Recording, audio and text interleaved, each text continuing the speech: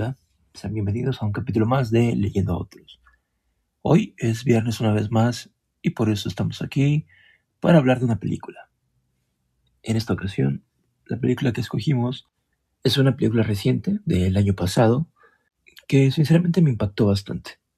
Estamos hablando de La hermanastra Frea, que estuvo dirigida por Emily Blecchfeld, una directora noruega, que nos regala una pieza verdaderamente fantástica y ejecutada de una forma maestra, verdaderamente, de lo que es el body horror, que fue en estos últimos años algo bastante frecuente. Una fórmula que, como con la sustancia, creó bastante expectativa en los espectadores. Fue, por decirlo así, una fórmula que funcionó.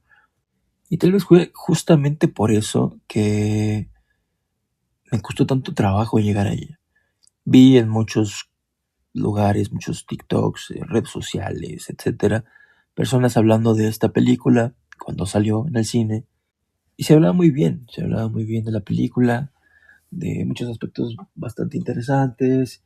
Y había como una especie de dualidad en mí, que de cierta parte quería verla y otra parte no tanto. Al final no logré autoconvencerme de verla en el cine y pues ya la había olvidado hasta que vi que la subieron a Movie y dije, bueno, tal vez sea la oportunidad para verla.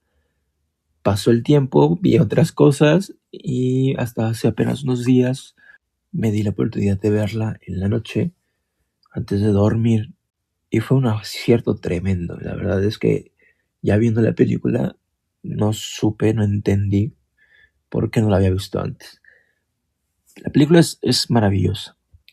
¿Cuál es la premisa de la película? Pues sí, definitivamente todos recordamos el cuento de la Cenicienta, pero también tenemos muy clavada, muy grabado en nuestra mente las versiones Disney de pues la mayoría de los cuentos, que en la mayoría de los casos pues están llevados hacia un puerto más mágico y bondadoso, aunque en algunos casos los cuentos no eran del todo así.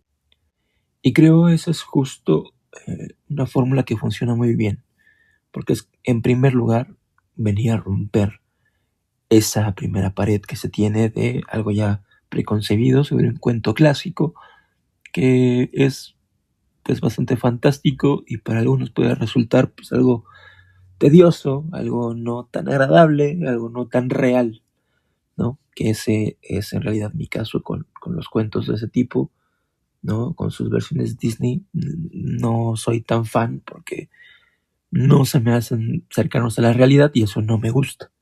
Por otro lado, esto viene a romper completamente con eso y se vuelve todo un tono más realista, sin dejar de lado pues que puede llegar a ser en algunos momentos algo bastante incómodo, algo que viene a trabajar bien con lo que es el body horror, desde luego.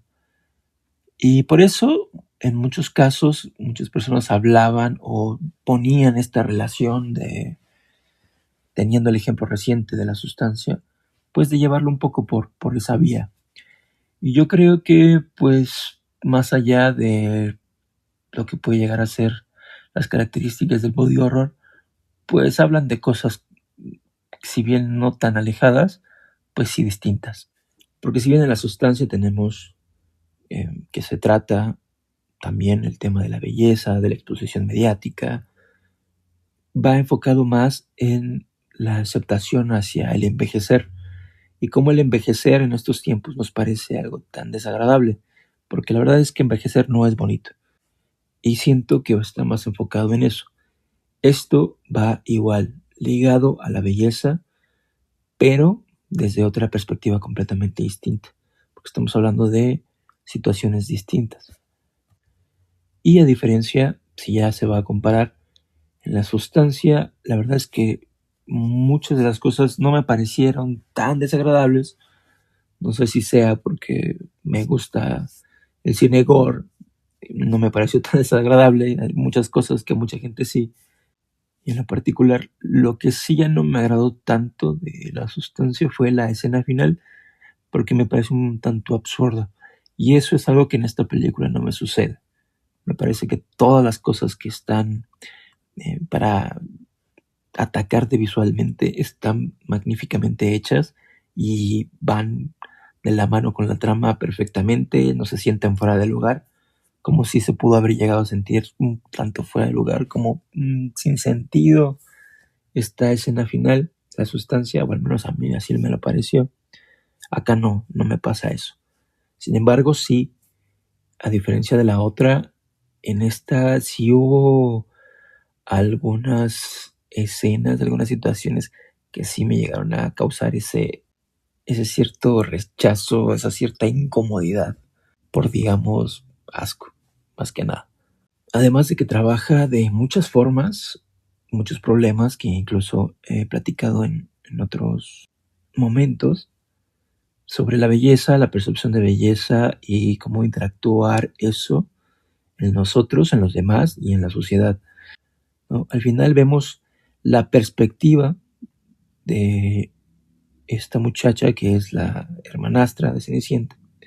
Empezamos primero en cómo se convierte en hermanastra de Cenicienta y ya después, partiendo de eso, vamos descubriendo todos esos problemas. Desde cómo está su percepción de ella misma y cómo eso la lleva a realizar cosas que pues son bastante extremas y que se sienten así gracias al contexto en el que está. Porque no estamos hablando de que va y se hace una cirugía estética como hoy en día se hace en un quirófano con un especialista, sino que es un ir descubriendo cómo ir modificando cosas de tu cuerpo de formas bastante extremas. Pero el primer tema que tenemos ahí es que ella no se siente a gusto por cómo es, pero eso no viene de ella, viene de la sociedad, viene de su propia madre, que constantemente le dice que pues no es muy agraciada, no es muy bella, no es atractiva. Y obviamente alimentada por esto, pues se mete en todos estos líos. Trabaja también ahí la directora, me parece, con esta idea de luchar contra los estereotipos y estas situaciones mágicas que se nos han enseñado desde pequeños, ¿no? Los cuentos de hadas y estas de ay, soñar con su príncipe azul y todas estas cosas que están alejadas de la realidad, porque al final uno tendría que encontrar su valor en sí mismo, por las situaciones que te hagan a ti sentir mejor contigo y que puedan en algún lugar dado o determinado llegar a ser beneficiosos no solo para ti, sino para tu entorno, para la sociedad en conjunto.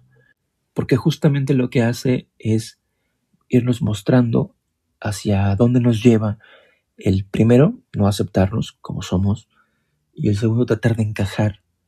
Pero lo más peligroso, tratar de hacer cosas para tener validación de los demás, que es lo que sucede con esta chica, que empieza con toda esta parte brutal de la película, que es maravilloso porque todas las escenas están muy bien hechas y los momentos de sangre se sienten reales y es lo que realmente causa un impacto bastante fuerte. Tenemos cuando se va a cambiar la nariz, ¿no? Que técnicamente lo que hacen es romperle la nariz y tratar de acomodarla para que tenga una nariz más pequeña, que les parezca a ellos más bonita, ¿no? Otra escena muy fuerte es en donde le cosen, literalmente le cosen las pestañas se las van cosiendo con un hilo quirúrgico y le van acomodando cada pestaña y pues se puede escuchar sus gritos y puede sentir casi como le están incrustando eso en el párpado. Es una escena bastante buena, pero sí, tan incómoda, aunque no tan incómoda como la que ya está casi al final. ¿Y qué se da? Porque pues ya tiene la nariz un poco más bella, ¿no? Más pequeña, más estilizada, y empiezan a notarse esos cambios. Pero pues eso no es suficiente, ¿no? Sigue siendo una mujer un tanto robusta, y por eso es que en su escuela, para señoritas, le dan un huevo de un parásito para que se lo coma y entonces así ella pueda perder peso.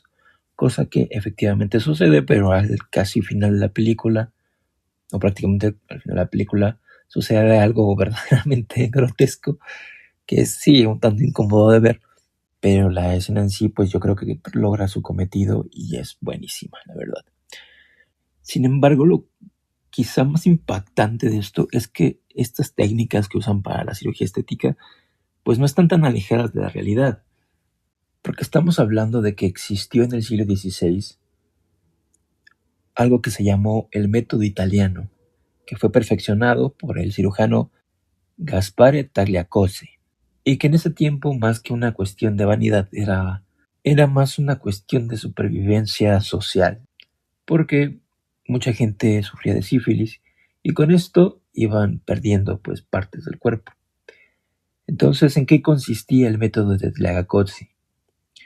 Era prácticamente, como lo podemos ver en la película, pues una tortura. Hacían regularmente una incisión, obtenían un colgajo de piel del paciente, de su brazo, del bíceps, pero no lo desprendían totalmente para que siguiera recibiendo sangre. Se cosía ese colgajo directamente a la cara en el lugar de la nariz. Luego, el paciente debía permanecer con el brazo pegado a la cara mediante un arnés de cuero y metal durante aproximadamente 20 días. Si el brazo se movía, el injerto moría. Una vez que la piel del brazo se pegaba a la cara, se cortaba la conexión con el brazo y se le daba forma de nariz. Aunque obviamente pues no quedaban perfectas, sino pues más bien bulbosas y con una fuerte sensibilidad al frío, ¿no? Esto es solo como una acotación de que pues la cirugía ha ido avanzando afortunadamente y pues bueno, hoy tenemos la posibilidad de tener una cirugía más prolífica que podría llegar a ser dolorosa, pero pues ya es más bien una cuestión de estética más que otra cosa. Continuando con la película, pues sí, ella logra bajar de peso, logra el cometido, como en el cuento, pues terminan yendo al baile. Cenicienta ahí en el único momento mágico al que no se le da en realidad tanta importancia, solo para que suceda y que la trama siga su camino. Pues ya, llega Cenicienta, se va con el príncipe, baila con el príncipe. Ella pues obviamente sufre porque vemos esta parte de que de todos modos no sirvió para nada todo ese esfuerzo. Está prácticamente muriéndose y a nadie le importa. En realidad nadie sabe lo que está pasando, pero pues a nadie le importa en realidad. Ese es el punto.